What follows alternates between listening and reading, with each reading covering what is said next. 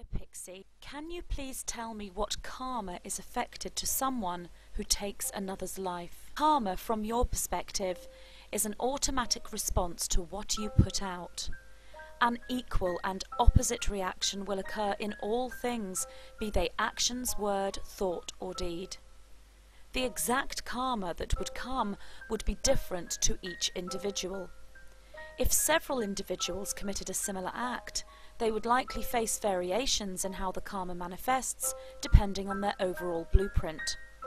Some karma on certain actions may take lifetimes to complete. In other cases, such as with the consciously ascending ones, karma is relatively instant. From our perspective, all karmic reactions are instant, and often occur before the original action or thought takes place. There is no judgment from our perspective, as the karmic law naturally teaches each individual as they follow their soul's journey. What about those who harm others or kill because it is part of their job, such as going to war? There is a karmic reaction to each action, each thought. Karma is an energy that flows through everything. It can be viewed as a force working magnetically, bringing balance to all dimensions. In answer to your question, indeed the karmic reaction to an individual who takes another's life in the act of battle would be different to he who commits a murder. How about someone who kills for revenge because their loved one was harmed or murdered? And in this case, say the law has failed. What about a person in high authority getting away with murder? Is it not then right to kill for revenge?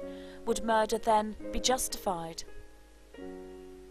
Revenge is a subjective feeling, as are all emotions, and whilst one individual may feel this, in the same situation another may not. Revenge is a fear derivative emotion, but there is no judgment from the higher perspective regarding feeling this or acting upon it. The balance of karma will flow in whichever direction you do. It will respond to you and your thoughts and actions.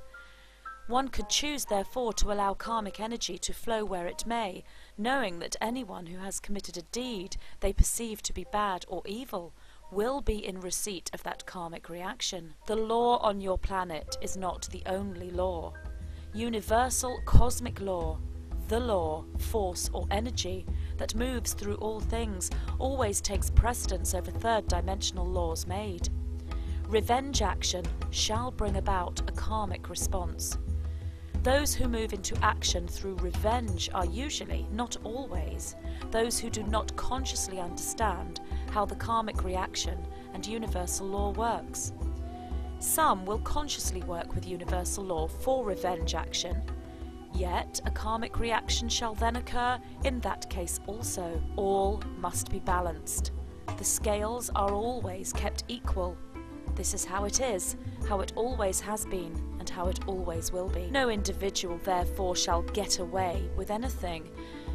We understand, however, that it does seem to you in third density that this happens all the time. In the truest reality, this is never the case. Once an individual comes to this understanding, they realize how they can make the law of karma their friend and work with it. They realize that they indeed can influence the outcome of all things, especially when they come together in collective realization. Whilst the law of karma cannot be changed, it can indeed be worked with and communicated with. This law of karma we speak of can be viewed as, and indeed this viewpoint is absolute truth, as several beings of intelligence. For the easiest understanding, the law of karma can be viewed as two angelic beings, one delivering negative karma to whomsoever should call for it, and one delivering positive karma. The conscious, aware, ascending individual chooses which angelic being they shall call.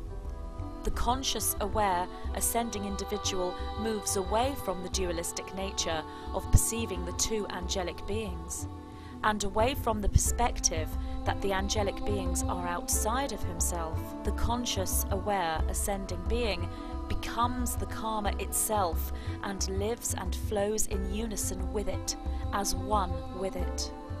You can therefore see from this perspective that no individual gets away with anything. All is choice, all is free will. There is no right or wrong here, and no action from this perspective can be justified or equally can be unjustified. It is the journey of the individual to integrate the ego feelings as the ascension process occurs within. Are you saying then that you can just do anything you want, commit any crime without judgment or punishment, and everything will be settled by karma in the afterlife? Karma does not merely exist in what you call the afterlife. It is an energy, an intelligent force that moves through all things and exists in all dimensions. It is most present within your waking third-dimensional world, and every act, thought, word and deed creates a karmic response. One does not wait until they have passed from human incarnation to receive or call this energy. It is always there, in operation, working with you, around you and through you. Even those born with balanced karma can tip the scales one way or another once they are subject to the dense energy of third density. This is why awakening memory is so important, for once you awaken memory and accumulate knowledge, you learn to master the karmic frequency. You said karma cannot be changed. Is it therefore the same on all other planets? Do they experience karma also? Karma cannot be changed, for it simply is.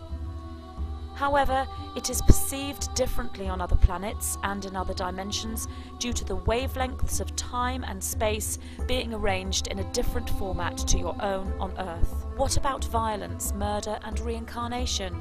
For example, a person who killed many in their previous life.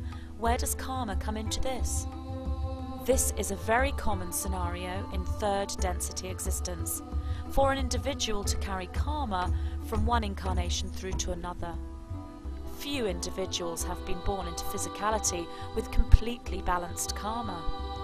The crystal children now incarnating upon your earth, and those crystal children that have been incarnating on your earth, are the individuals born with balanced karma.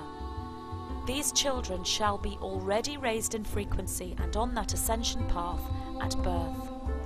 But for the most part, until that point, including the indigo children, there has been karma to balance.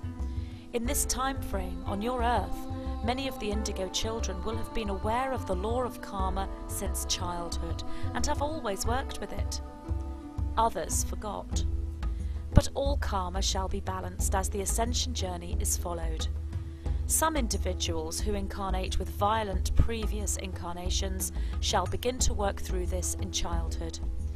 Many ascending individuals have memories of the deeds they undertook in previous lives and have worked with the power of forgiveness and karma as one. The power of forgiveness is your greatest friend when you consciously balance karma from this and previous lifetimes. Those that are not conscious, aware, ascending individuals may repeat the same patterns from previous incarnations and seem to go round and round in the same individual karmic wheel before they break free and join the flow of learning and moving forward. We can leave you with this. The magnetic intelligent force or law that you know as karma is not something that happens to you as you passively sit by and let it happen. It is part of you. You, of course, designed it to be this way when you existed in your highest form, as you do exist now in your highest form. Something designed by you, created by you, is always part of you and can always be your friend. You can take hold of this karmic energy and wield it where you may. You are master of your own destiny. You can walk hand in hand with karma and consciously balance it. You can choose to allow only positive reaction into your life through your thoughts, words and deeds. Even those who may have walked a service to self path or committed service to self acts in the past, in this incarnation or before, can balance karma and stand shining bright within a pure service to others vibration. All is choice, all is free will.